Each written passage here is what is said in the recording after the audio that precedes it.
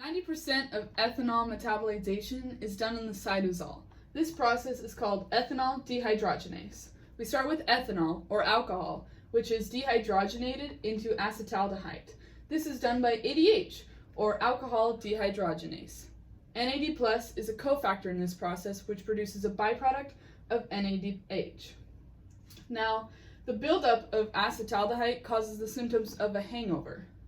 We then move into the mitochondria, where acetaldehyde is dehydrogenated into acetate. This is done by ALDH, or aldehyde dehydrogenase.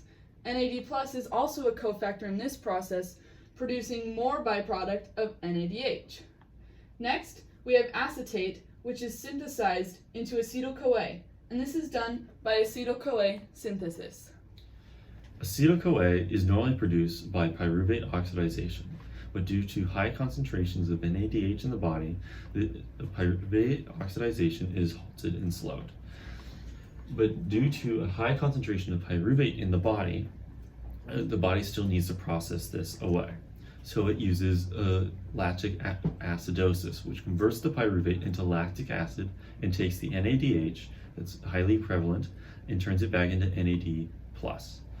Lactic acid causes the feeling in muscles being fatigued and lethargic.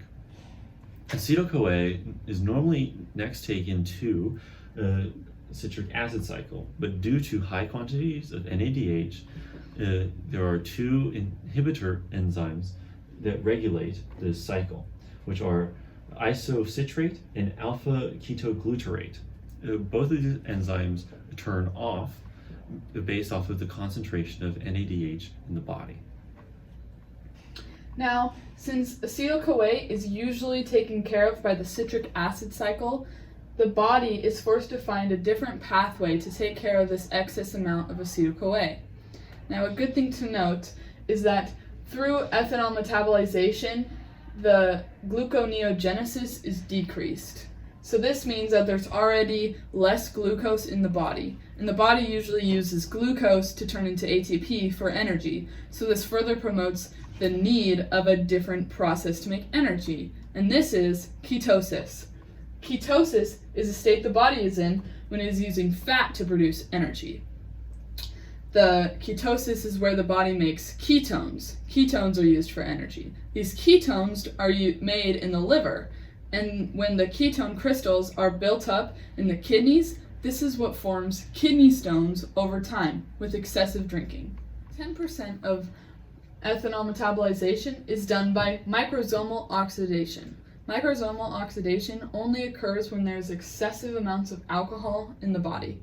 We start with alcohol again, and it is converted into acetaldehyde. This time it is done by CYP2E1. CYP2E1 is cytochrome P450 2E1, and it is an enzyme from the smooth endoplasmic reticulum. A byproduct of this process is ROS, and ROS is called reactive oxygen species, and it is toxic, causing DNA damage and mitochondrial dysfunction. The continued production of ROS in the body builds a person's tolerance to alcohol. So now we have acetaldehyde, and acetaldehyde is converted into acetate by CYP2E1 and ALDH. We have acetate, and then acetate is synthesized into acetyl-CoA again by acetyl-CoA synthesis. We've now gone over how ethanol is processed by the body, along with some of the side effects that occur during its metabolization. But the more well-known side effects of alcohol that occur in the body are done in the brain. Alcohol is classified as a depressant due to its effect on glutamate, a neurotransmitter, by inhibiting its ability at neural junctions. As alcohol is also a positive allosteric modulator by it binding to glutamate A receptor, which is an ion channel.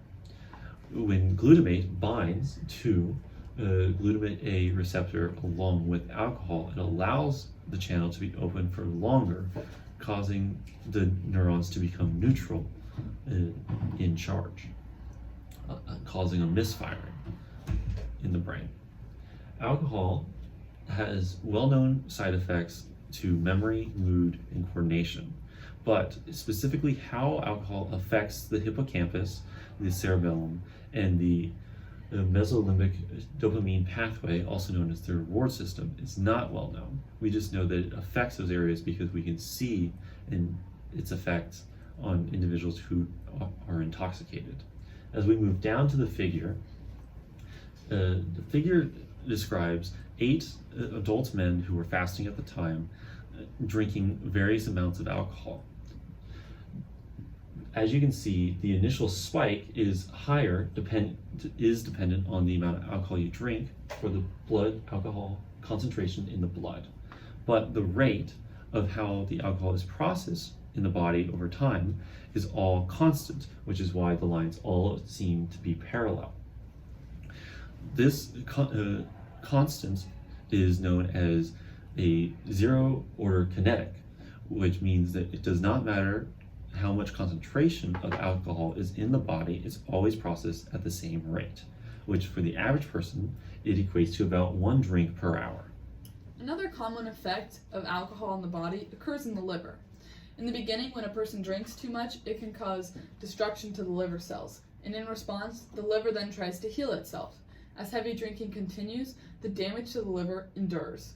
Now, there are 3 types of liver disease that can be caused by alcoholism. The first stage of liver disease is called fatty liver, and this is where excess fat or ketones are built up in the liver.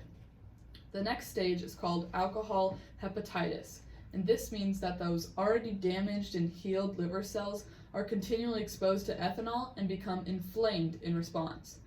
These 2 stages are irreversible. However, the third stage is irreversible, and in extreme cases can cause liver failure and sometimes death. This is called alcohol-related cirrhosis and occurs when liver tissue is replaced by non-living scar tissue.